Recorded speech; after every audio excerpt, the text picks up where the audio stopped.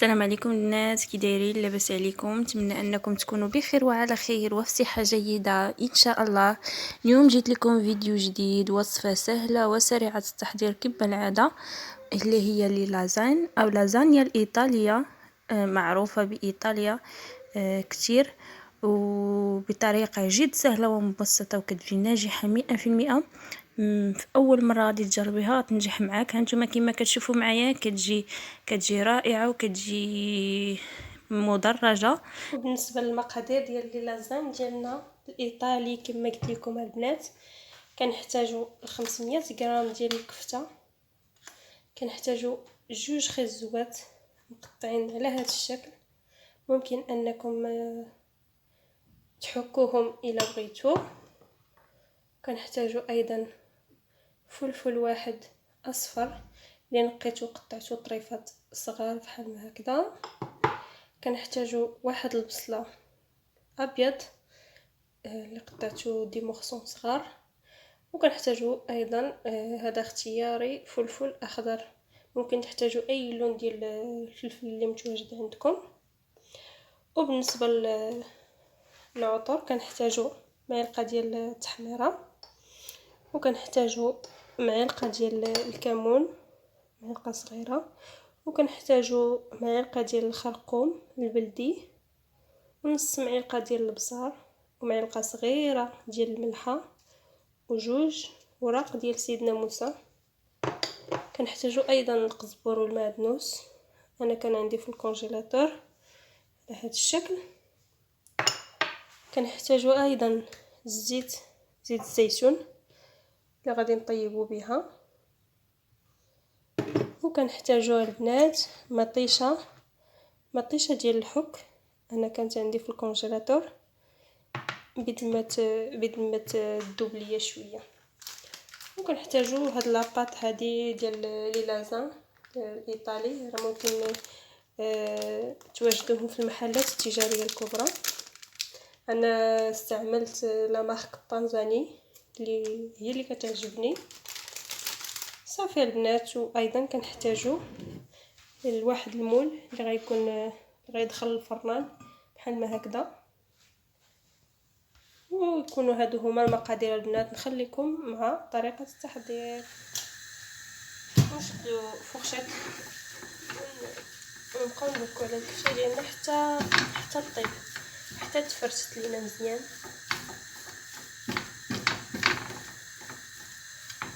بهذه الطريقه.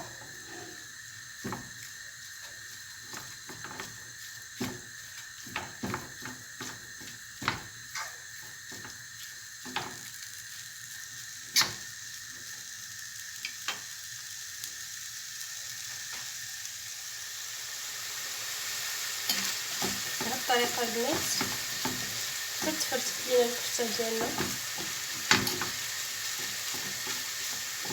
ونحسو بهاد التفرشات كامله صافي.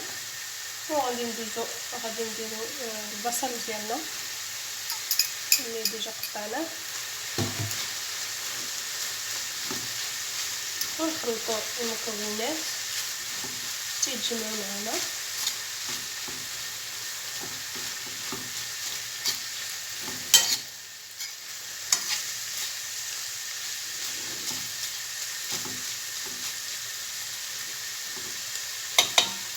نخليوها البنات بيد ما تهبط ليا البصله ديالي شي شويه، وندوزو نديرو باقي المكونات.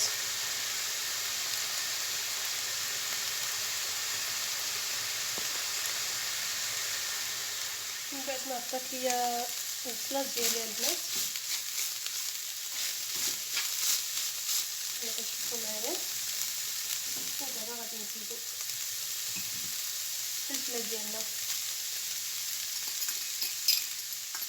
اللي قطعناها مقطوعات صغار. ممكن انكم تفكوها. نزيدو ايضا الفلفله الصفراء غير باش كتعطي واحد الكولور زوين في لي لازان ديالنا. نخلطو مزيان المكونات.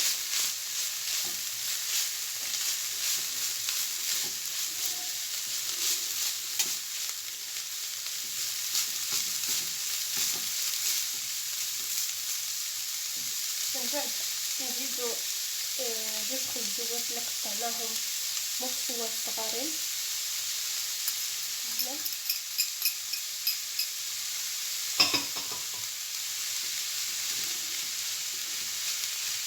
صافي نخلطو جميع المكونات وندمجو الماء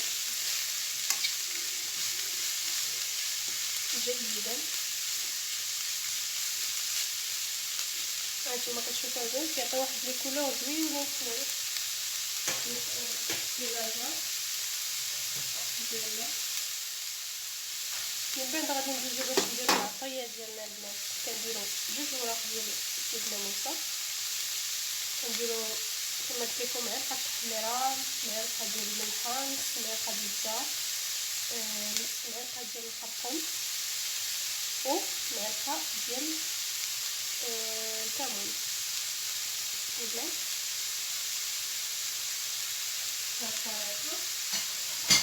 كنضيفو ايضا واحد معلقه كبيره ديال الصوص الصوجه اللي نسيت ما عطيتكمش المكونات ديالها قبيله، كتعطي واحد الطعم رائع للازان ديالنا.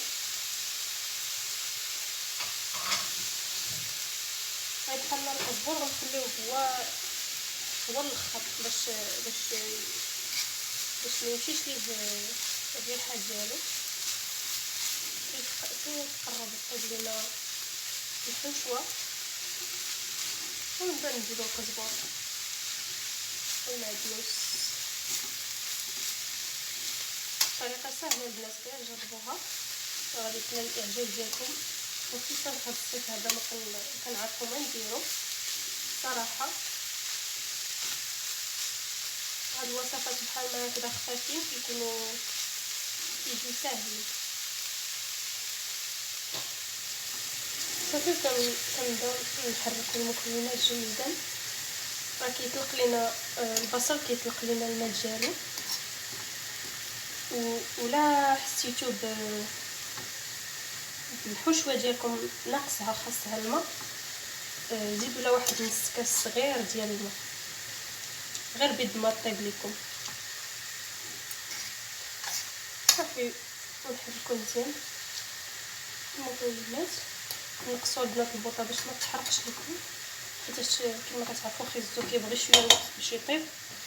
انا غنقص عليها البوطه شويه ونخليها واحد 15 دقيقه بيد ما طيب ليا وتشرب الماء، ونرجع لكم البنات نوريكم الوصفه الثانيه ديال الصوص فروماج اللي غنحتاجوها في لازان ديالنا. خليكم معايا البنات. هانتوما البنات كما كتشوفوا معايا من بعد ما شرب الحشوه ديالي شربات الماء مزيان بهذه الطريقه حتى كنحسوا بخيزو ديالنا طاب. كتبركوا عليه كتلقاوه راه هبط طايب. صافي كنزيدو داك القزبر والمعدنوس، نحركو جيدا.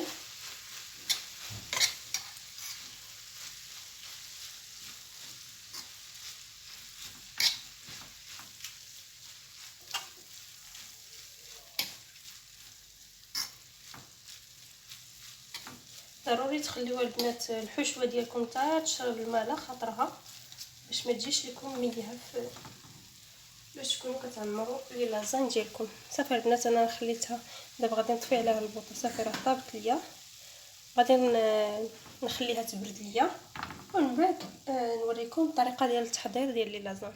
بعد ما خلينا الحشوه ديالنا البنات تبرد لينا، دابا غادي ندوزو غادي نوجدو لاصوص اللي غادي تكون لينا في التحت ديال لي لازان ديالنا. غنديرو 2 معالق ديال الطماطم، نزيدو عليها واحد نص كاس صغير ديال الماء بهذه الطريقه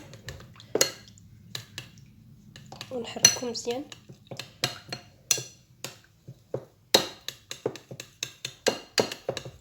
تيتجمعوا لنا هاد المكونات جيدا. الا بانت لكم ثقيله بزاف زيدوا ليها شويه ديال الماء.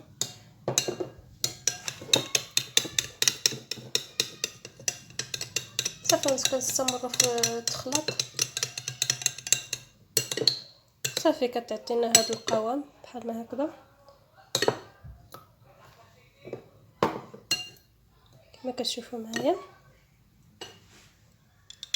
صافي البنات، ناخذوا البلا اللي غادي نشتغلوا فيه يكون كيدخل الفران ديال الدجاج. غادي نوضعوا فيه لاصوص طوماط ديالنا. بسم الله. بهذه الطريقه نوزعوها على البلا ديالنا.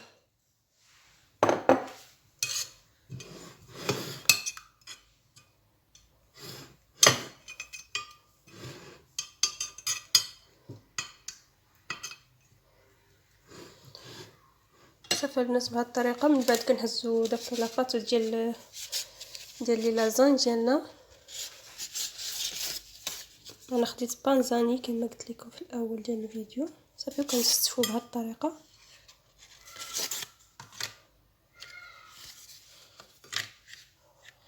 وحده وحده.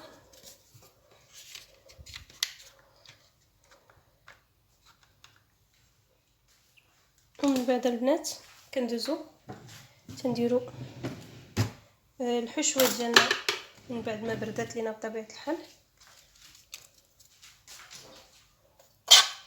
بسم الله. الطريقه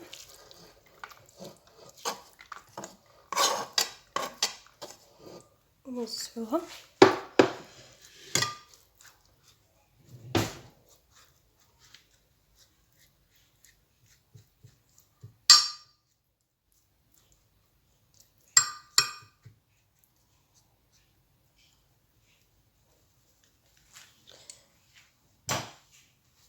ندوزو نديرو لاصوص فخوماج ديالنا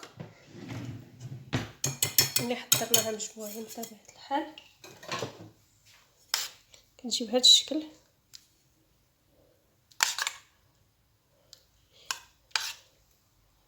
الا ما جانيش الفيديو طويل البنات غادي نحطها لكم في نفس الفيديو. الا جاني الفيديو طويل غادي تلقاوها عندي في اخر الفيديو غنحطها لكم ان شاء الله. نحط لكم الوصفه ديال لاصوص فخوماج. كتجي بهذا الشكل وكتجي معلكه وكتجي غزاله. صافي كندوزو ناخذوا فخوماج غابي، فرماج اللي محكوك. نسيت ما قدمتوش لكم في الاول. كنزيدوا عليه هكذا من الفوق.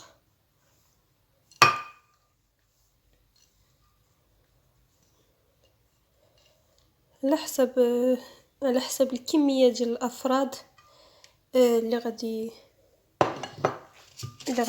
ياكلوا هاد لي لازاني. صافي ومن بعد كندوزو ناخذوا الورق ديالنا ديال لي لازاني ونستفوا عاوتاني للمره الثانيه بهذه الطريقه.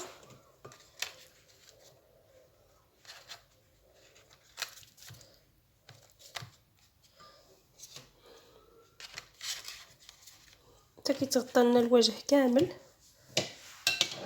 نجيو نديرو واحد شويه ديال لاصوص طوماط تكون خفيفه ما تكونش ثقيله بحال اللي لتحت بهذه الطريقه.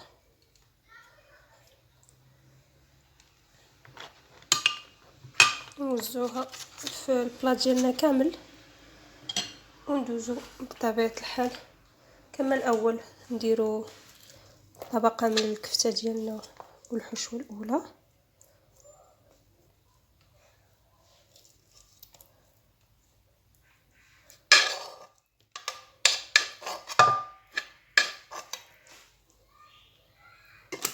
نوزعوها على البلاط ديالنا كامل. صافي من بعد البنات غادي ندوزو نديرو لاصوص فخوماج بحال ما هكذا كما كتشوفوا معايا. راه كتجي رائعه هاد لاصوص فخوماج، كتجي معلكه. ممكن انكم تزيدوا معها الفخوماج مثلث او لا فخوماج غابي. وندوزو نديرو الفخوماج من الفوق.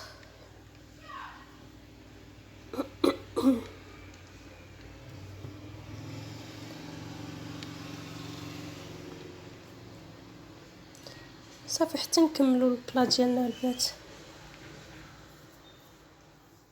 صافي ونزيدو الفرomاج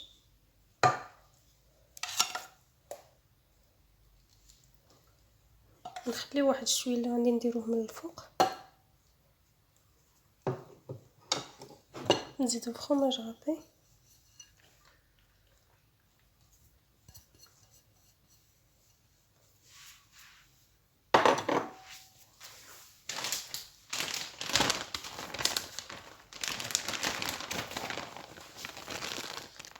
بهذه الطريقه حتى كتكمل لينا كاع الوصف لو بلا ديالنا كيعمر كامل. سمحوا لي البنات راه كنهضر بشويه، عرفتوا راني مريضه ما شليتها عليكم، غير قبلوا عليا وصافي ما بيناتناش. صافي من بعد ما ساليت غناخذ لي فري ديال لي لازاني وندير الطبقه الاخيره بطبيعه الحال بهذا الشكل كما كتشوفوا معايا. كنحاول نثبت مزيان بيدي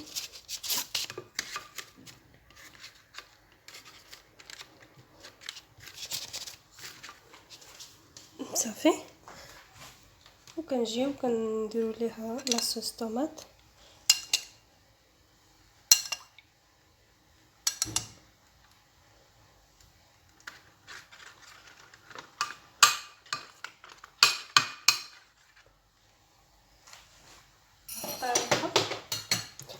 من الفوق. ما كنديروش البنات كنديروش الكفته الحشوه، كنديروا غير الفرomاج غابي. اي نوع ديال الفرomاج عندكم ممكن تستعملوا اي نوع اولا ما تستعملوش، نتوما حرين. لا صايبتو كاع، لا صايبتو غير هاد لاصوص فرomاج، وممكن انكم تستغنيو على الفرomاج غابي. هذا كيبقى لكم الاختيار بطبيعه الحال.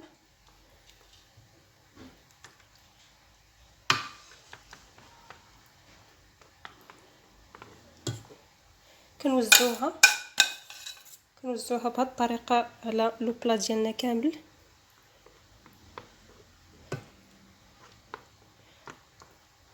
صافي كيتخلط لينا مع لاصوص طوماط، كيعطي واحد المنظر رائع خصوصا باش كيطيب.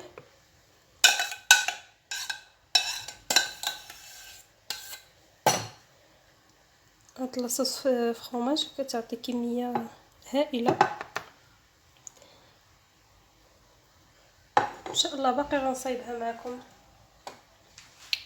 باش نبغي نصايب الطاكوس في المنزل. صافي كنزيدو من الفوق الفرomاج غابي بهذا الشكل حتى كيتغطى لنا الوجه كامل من الفوق. نحاولوا نوزعوا في جميع البلايص اللي ما كيوصلوش.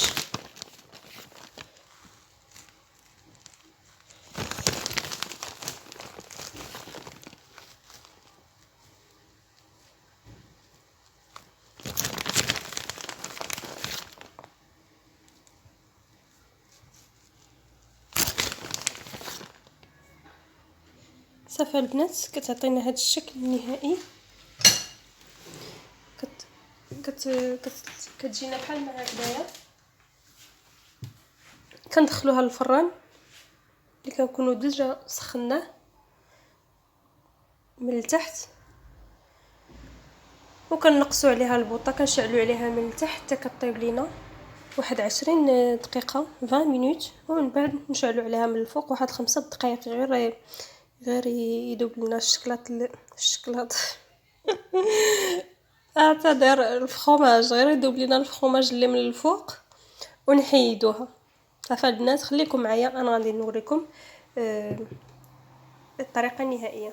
هانتوما البنات كما كتشوفوا معايا انا خشيتها في الفران، غتبقى واحد 20 دقيقه بيد ما طيب ليا، ونخرجها من الفران.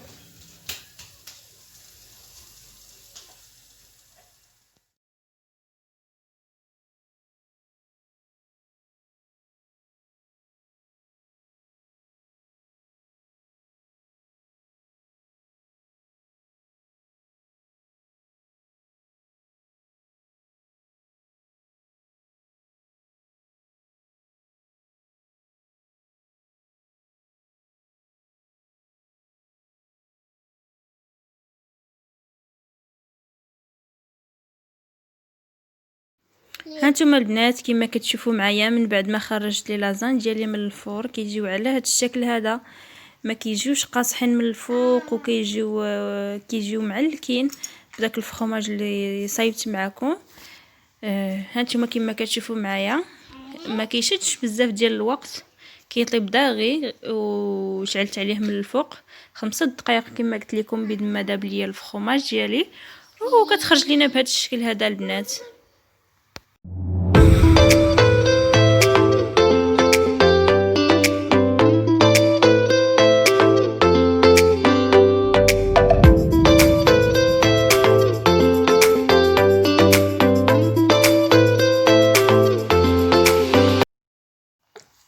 هانتوما البنات من بعد ما قطعت لي لازان ديالي كتخرج لينا بهذه الطريقه. هانتوما كما كتشوفوا معايا لي زيطاج كتخرج رائعه وكتخرج بنينه البنات، وما كتخرجش قاصحه ولا شي حاجه. غير جربوها البنات راكم ما غاديش تندموا عليها.